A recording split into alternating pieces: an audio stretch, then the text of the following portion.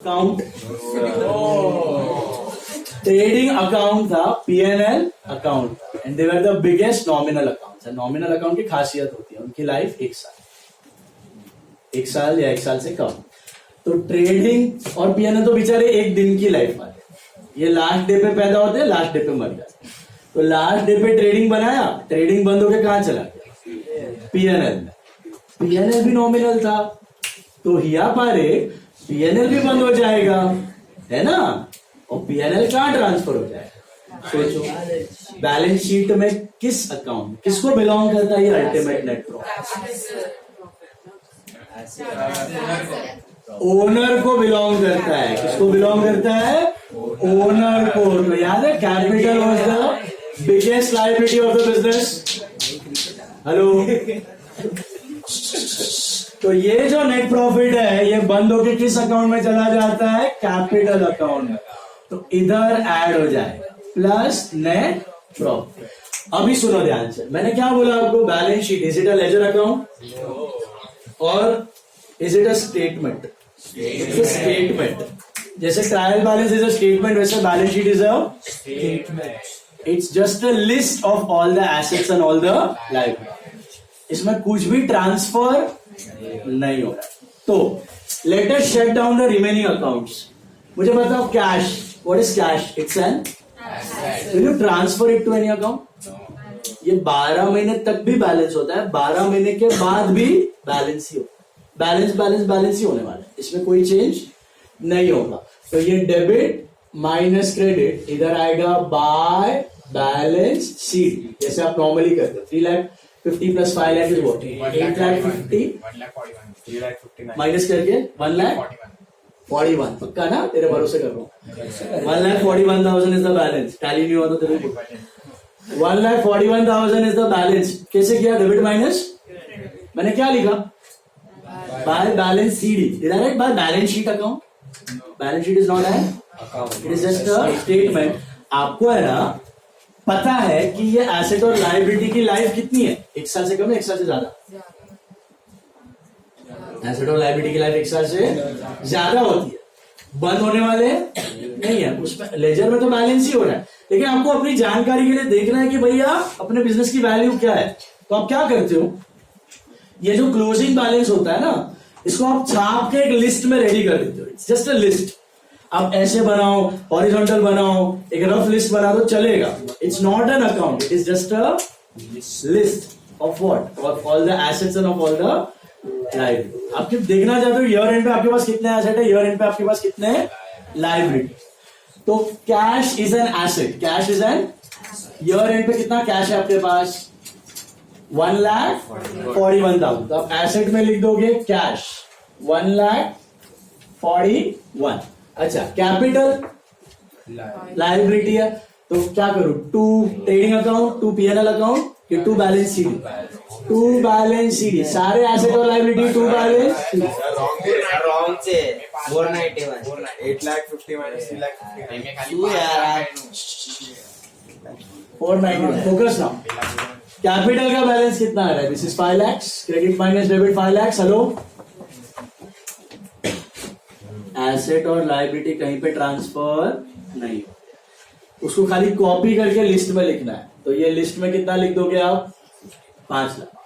List है, कोई account, मैंने यहाँ पे 2 बाय लिखा है, इधर दिख रहा है 2 बाय, इधर लिख रहा है 2 बाय। वाई? अकाउंट है। ये क्या है? लिस्ट है। बैंक, बैंक क्या है? Asset. What should I right? By balance CD. कितना बैलेंस? 2 लाख है। खाली ये अमाउंट में ये लिस्ट में कॉपी करूंगा, क्योंकि मुझे जानना है कि ईयर एंड पे मेरे पास कितना बैंक बैलेंस पड़ा है। कितना बैंक बैलेंस पड़ा है? 2 लाख का बैंक बैलेंस।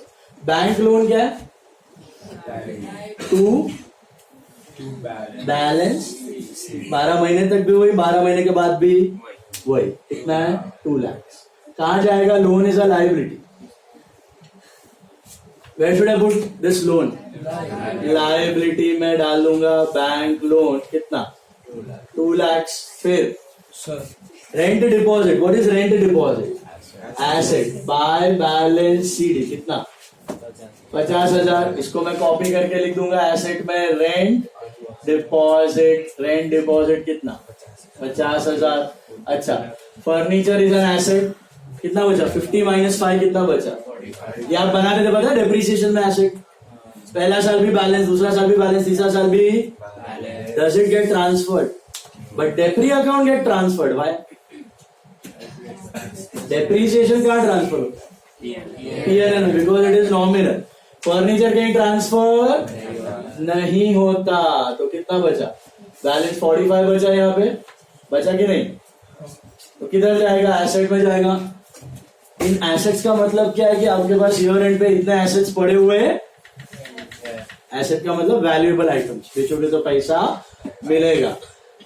परचेज हो गया, सेल्स हो गया, रेंट इलेक्ट्रिसिटी वेजेस हो गया। कंप्यूटर में बचेगा बाय बैलेंस सीडी, कितना बचेगा 9,000। 10 माइनस 1 9, तो कंप्यूटर इन योर एसेट्स कितना जाएगा 9,000 मिला। डेप्री हो गया। अच्छा, ये बाजू नेट प्रॉफिट जो भी है, नेट प्रॉफिट, ग्रॉस प्रॉफिट कहां ट्रांसफर हुआ? ट्रेडिंग से गया पीएनएल से। नेट प्रॉफिट कहां जाएगा? पीएनएल से कैपिटल। इसकी भी एंट्री होती है, इसकी एंट्री होती है पीएनएल टू कैपिटल। और इधर एंट्री पीएनएल घटा कैपिटल बढ़ा, पीएनएल घटा कैपिटल बढ़ा। ये सब क्लोजिंग एंट्रीज है, बाद में करेंगे हम लोग। सो नेट प्रॉफिट ऐड हो जाएगा कि लेस हो जाएगा? मतलब ओनर ने शुरुआत कितने से की थी 5 लाख से, और एक साल बाद कितना हो गया 5,95,000। अच्छी बात बुरी बात? अच्छी बात, बिजनेस ग्रो कर रहा है, कैपिटल बढ़ रहा है। 5,95,000 हो गया capital. Tell me once again, what is balance sheet? Is it an account or a list? List. It's a statement. It shows what? Assets and liability. मतलब ऐसा है कि आपने 0 से शुरू किया था, अब एक साल बाद आपकी वैल्यू बन चुकी है ये। ओनर का पैसा है 5,95,000, बाहर वालों का है 2 लाख, टोटल एसेट्स है वर्थ जो भी। ये बैलेंस शीट अल्टीमेटली अगर आपने डबल एंट्री फॉलो की है बराबर से, तो बैलेंस शीट क्या होगी? टैली होनी चाहिए। Always your total assets will be equal to total liabilities. Let's see. Tally हो रही है। This is 5 lakh and this is 7 lakh and 95,000. Your balance sheet will always tally. अगर आपका बैलेंस शीट टैली हुआ मतलब आपका प्रॉब्लम करेक्ट, पूरा right. अगर नहीं हुआ मतलब आपने कुछ तो लोचा, उसको ऐसे मत समझना कि रेक्टिफिकेशन करना है, आपका ही मिस्टेक।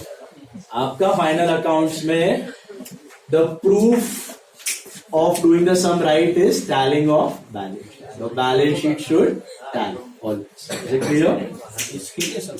ये हमने स्टार्ट किया था यहाँ से पहला एंट्री, ये हमारा last. This is your entire 11th stand. Is it clear? सुनो मेरा बादल, फटाफट बोलो।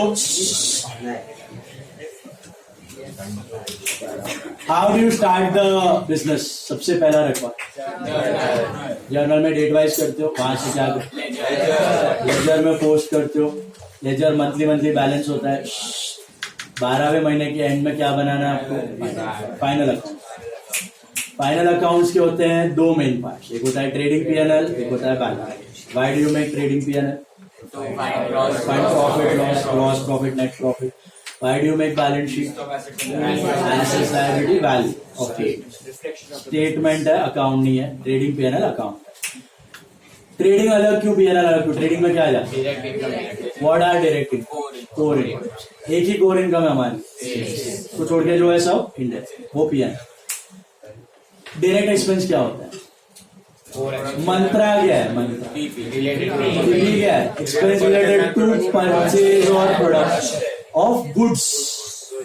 एसेट नहीं बेटा, गुड्स को खरीदने का खर्चा और बनाने का खर्चा। What is indirect expense? Ancillary expense not related to purchase or product.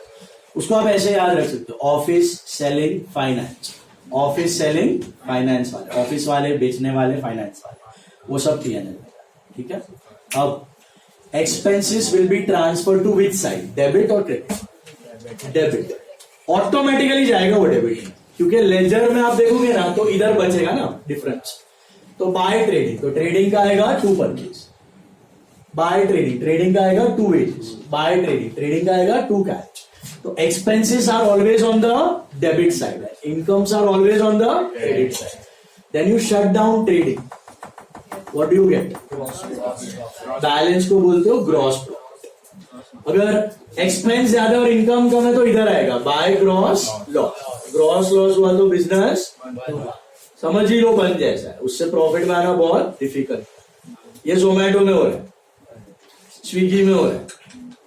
ये लोग क्या करते हैं, पाव भाजी अच्छी जैसे लेते हैं 150 रुपए में, आपको देते 120 रुपए. ये कभी जिंदगी में प्रॉफिट का आने का चांस बहुत नेग्लिजिबल. ये लोग खाली आपकी हैबिट, इनका गोल ये है बिजनेस का कि आपकी हैबिट करवाना चाहते हैं. उनको मालूम नहीं है कस्टमर कैसा है हैबिट में. उनको जब तक सस्ता मिल रहा है मिल रहा है. अभी जिस दिन उसने 150 का 180 में किया, पब्लिक अच्छी जा में ही भागने वाले. वो 30 रुपया बचाने के लिए पहुंच जाएगा होटल. इतना आलसी कोई बन जाएगा कि हाँ नहीं मैं तो घर से ही ऑर्डर करेगा, तो फिर आपके लिए काम है ऐसा. But that's a difficult task. So gross profit, did you understand? How do you arrive at that? Income minus expense. Direct income minus direct. अच्छा. Trading and P&L both are nominal. Trading transferred to